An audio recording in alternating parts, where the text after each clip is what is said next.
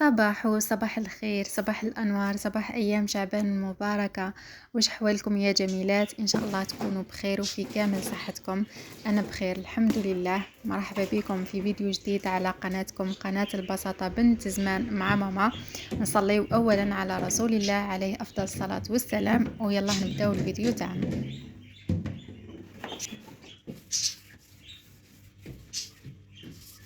ما زلنا مستمرين في سلسلة تحضيرات رمضان. كما شفتوا الفيديو السابق شاركتكم تنظيف عميق للمطبخ مع تنظيم أواني رمضان، واليوم قلنا نكملوا نغسلوا الفريجيدار نفرزوه ويتخلفوا لنا المقالي والطناجر نجدو نحكوهم ونكونوا كملنا الكوزينة من كلش.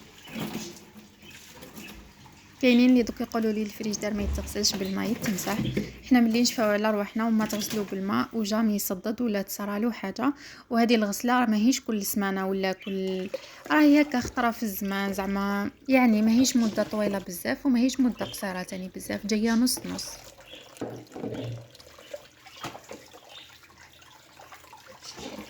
هذه التحضيرات البسيطة نديروها قبل رمضان باش نخففوا الضغط والخدمة اللي بزاف فيه، وتاني في رمضان نكونوا مرتاحين كتر ومتفرغين للصلاة والعبادة وقراءة القرآن، بلا ما ننساو الطياب والمأكولات اللذيذة.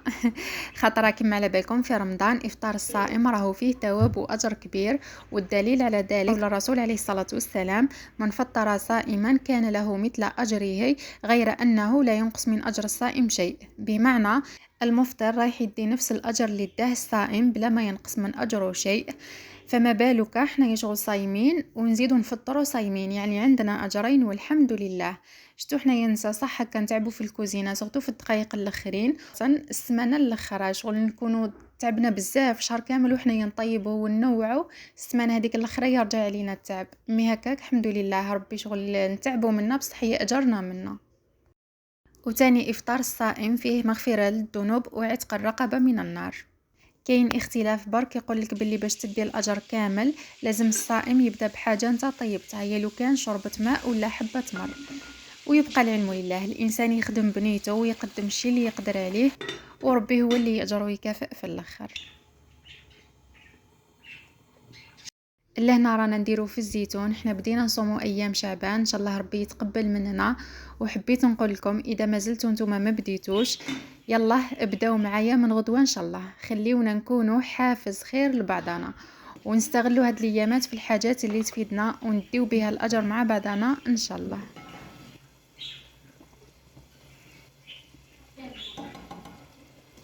نمدلكم برك استيس اكتشفتها ما مؤخرا: الزيتون في بلاصه ما تغليوه ويروح الكو تاعو بيتوه ليله كامله في الماء، وغدوه من داك عاودوا شللوه وطيبوه مباشره، تلقاوه كامل الملح اللي فيه تنحى والكو تاعو يبقى هو ويجي بنين على الكيف. الزيتون بالرغم من اني صورته لكم دو فوا مي عاودتو طلبتوه مني. نبداو اول حاجه نقليو اللحم ولا الدجاج يعني على حسب واش متوفر عندكم، قليوهم مليح، من بعد ضيفوا حبه بصل وحبه سناريه او جزر مرحيه. السناريه نضيفوها باش تجي لاصوص تاعنا عاقده وما متبنن البرمه. نقليوهم مليح ومن بعد نضيفوا الملح والتوابل، نزيدوا السناريه اللي كنا قطعناها والزيتون تاني نزيدو نقليوهم شويه ونمرقوا بما دافي، نخليوه يطيب على نار قليله.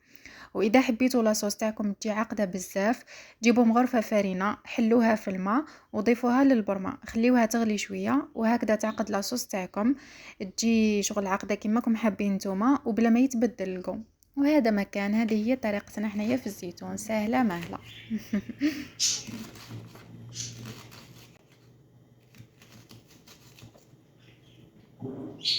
لهنا راح ندير لاصوص تاع البيتزا، زعما نكونجليها رمضان ان شاء الله، ايام صح خدمت بها اليوم. لا علينا، خاطر كنا الله يبارك في غاشي كانت اختي وولادها سورتو ولادها بعدا ماشي غير يحبوا البيتزا على جالهم نط درتها. المهم شوفوا نحتاجو طماطم كثروا قد ما تقدروا باش تجيكم كونتيتي مليحه، نقطعوها نزيدوا لها حبه بصل فلفل حار نحطوهم في طنجره، نزيدوا لهم مغرف صغيره طماطم توابل ملح هريسه ورقارنت عفوا، نحطوها تغلي على نار قليله ما نزيدوا لها لا ما لا والو، نخليوها شغل طيب بعدا في الماء تاعها. احنا بدينا حطينا زعما في هذيك تاع الفخار ومن بعد جات صغيره بدلنا. خليوها تغلي مليح طيب، ومن بعد جيبوا البراميكسور تاعكم بعد ما تبرد شويه، ارحيوها. وهذا مكان تحطوها في لي بواط سواء الزجاج ولا تحطوه في هذوك لي غوبلي، بيوها في الكونجلي، وكل ما تجيو تخدموا اجبدوا الكميه اللي تحتاجوا باش ما تفسد لكمش.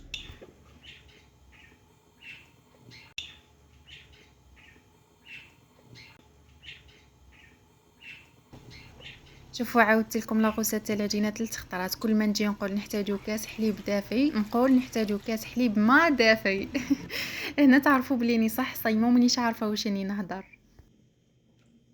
شوفوا هذه العجينه تاع البيتزا ديروها على ضمانتي ناجحه 1000%. بالك الحاجه الوحيده اللي فالحه فيها في الطياب هي البيتزا. كل جمعه نديرها لهم بطلب من بابا، وبابا ما يطلبش اي حاجه هكا كبر، كل ما تعجبوش ما يعاودش يضمنديها.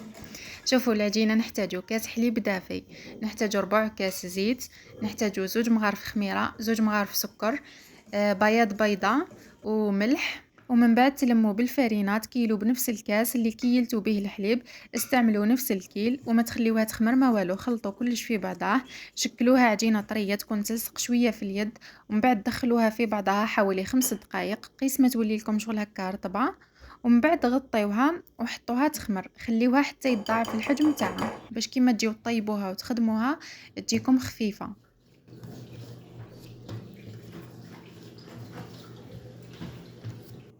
وهذه هي العجينه تاعنا.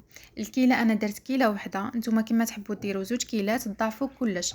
الحليب ديروا 2 كيسان حليب دافي، السكر ديروا 4 مغارف كبار سكر، خاطر الكيله هاني نديروا فيها 2 مغارف كبار، وزوج كيلات راكم تضاعفوا يوليو 4.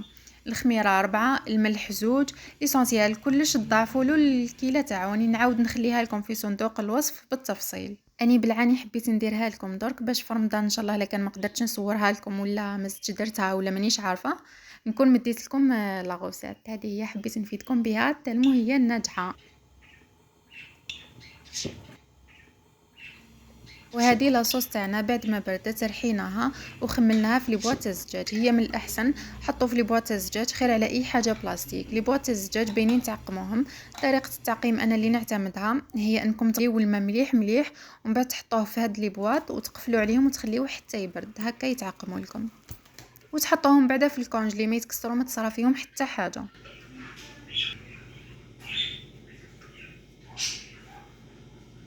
شوفوا الله يبارك كيفاش خمرت العجينه جات خفيفه تهبل. الكيله هذه اللي مديت لكم دير لكم 3 قرصات كبار ووحده صغيره، يعني تقسموها على 4. تديروا فرينه ومن بعد تطرحوا العجينه تاعكم، السمك كيكون شويه ما خشينه ما رقيقه باش تجيكم. انا شوفوا انا البيتزا نشتيها شويه خشينه تكون فيها شويه هكا عجينه، فهمتوا؟ لهنا احنا درنا ميني بيتزا. كان عندنا واحد المول نقصوا به مي ما لقيتوش، الله اعلم لا كان راح ولا اختي داتو ربي اللي عالم. جيبوا صحن هكا يكون شويه صغير وقصوا به، الا كان حبيتوا ديروا الحجم قل هاكم ديروا، حبيتوا كثر راكم ديروا، يعني كل واحد كما يحب. احنا درناهم هكا.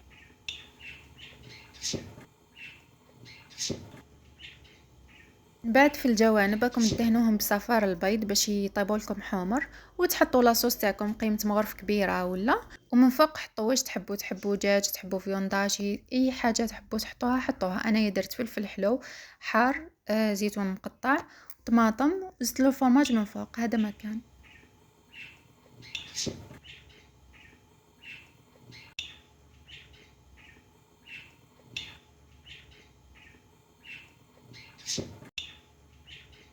اليوم صراحة كنت حابة نهضر لكم على موضوع كيفاش نستغلوا وقتنا وننظموه، ونهضر لكم على كتاب العادات السبع للكاتب ستيفن آر كوفي. من لا غالب الفيديو كان بزاف قصير ما كفانيش الوقت باش نهضر لكم على واش راني نخدم ولا على الموضوع. نعودها لكم ان شاء الله في فيديو خلاف. اصلا الفيديو تاع اليوم ما كانش مبروغرامي اليوم صراحه، كان مبروغرامي زعما بالخميس باش نحطو ان شاء الله.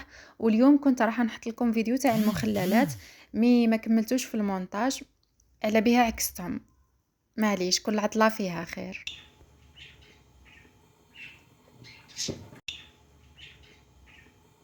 وهذا هو افطارنا اليوم من ايام شعبان. ان شاء الله ربي يتقبل مننا، وانتم تاني الا كان صمتوا ان شاء الله ربي يتقبل منكم ويكتبها لكم في ميزان حسناتكم، شهيتكم في الجنه ان شاء الله. البيتزا جات بزاف بزاف هايله، جربوها وما تندموش على ضمانتي. شوفوا اني حابه نفتح فيسبوك ونديرو سبيسيال تاع القناه، ونفتحوا حنايا البنات، حنا جروب هكا نوليو نحكيو فيه سورتو في رمضان. اني حابه نعيش الاجواء معاكم، زعما نتوما تصوروا لي واش راكم تخدموا، انا نصور لكم واش راني نخدم، ونعيشوا مع بعضنا الاجواء تاع رمضان. واش رايكم؟ قولوا لي في لي كومونتير اذا نفتح ولا لا. في الفيديو تاع الخطبه بزاف اللي قالوا لي عطينا الانستغرام تاعك والفيسبوك هادو، ما نكذبش عليكم انايا الانستغرام فيسبوك شغل دايرتو غير هكا لا فامي وصحاباتي، هذا ما كان. اصلا الفيسبوك تاعي شغل كاين بزاف اللي عرفوه، دوكا نكذب عليكم كون نقول لكم اني لاقيه راحتي فيه. وليت اي حاجه شغل نديرها لازم ندير الف حسابه، نقول بالك كذا بالك كذا، مش كيما يكونوا صحاباتي يعرفوا عقليتي يعرفوا الشخصيه تاعي، مم لا فامي. دوكا وليت ندير حسابات بزاف. لهنا غدوة من داك كنت وعدت ولد اختي باش نديه للالعاب، رحنا لعبنا في زوج. انا عاودت رجعت لايام الطفوله تاعي. فات نهار بزاف بزاف هايل.